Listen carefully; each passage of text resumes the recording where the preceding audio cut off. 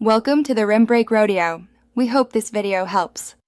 You need Roblox Studio installed and an active account. Once done, open a new or existing place. You must enable Explorer and Properties from the View menu so you can inspect objects. This is essential because Explorer exposes the hierarchy and Properties shows attributes.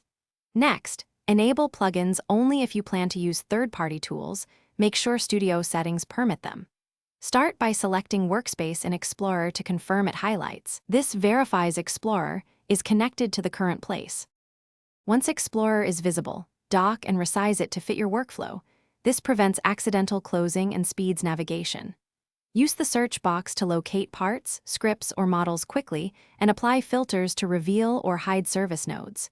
You should also enable right-click context to access common actions, duplicate, rename, delete, so you can edit the hierarchy fast. Make sure to lock or anchor selected objects as needed. This avoids moving them accidentally while editing in the viewport. To finalize, organize assets into models and folders inside Explorer. This streamlines publishing and teamwork. Use Explorer to open scripts directly, right-click a script to edit it so you can jump between code and objects easily.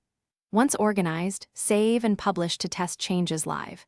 If Explorer disappears, reset the layout from View Reset View or toggle Explorer visibility. This often restores the panel.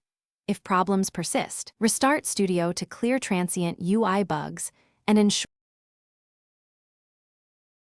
Thanks for watching. Consider subscribing if we helped you.